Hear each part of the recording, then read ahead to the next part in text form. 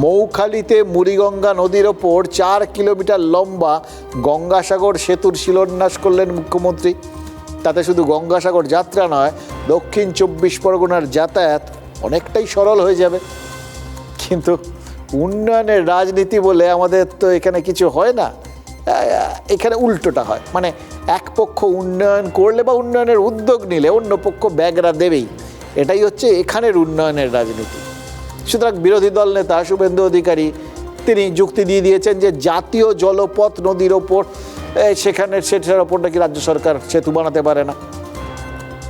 মানুষের উপকার হবে। দেখুন, কে বানালো কি এলো গেল, সবই তো মানুষের টাকা, কেন্দ্র বানিয়ে দিক বা রাজ্য, দিচ্ছি তো টাকা আমরা, কেউ এটা বানিয়ে দিক না।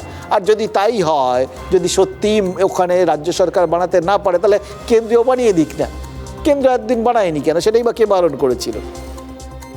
বাম জমানার মন্ত্রী কান্তি গাঙ্গুলি তিনি একবার উদ্যোগ নিয়েছিলেন এবং তিনি বলছেন যে এখন যারা বিরোধী তারাই তো তখন বাধা দিয়েছিলেন। 2009 সেতু বানাতে কেন্দ্রের কাছে নাকি প্রস্তাব পাঠিয়েছিলেন তারা, আর তখন বলা হয়েছিল মুকুল রায় যে মন্ত্রকের প্রতিমন্ত্রী, সেই জাহাজ মন্ত্রক সেতু তৈরি করবে, এবং যথারীতি সেতুটা হয়নি আর কি।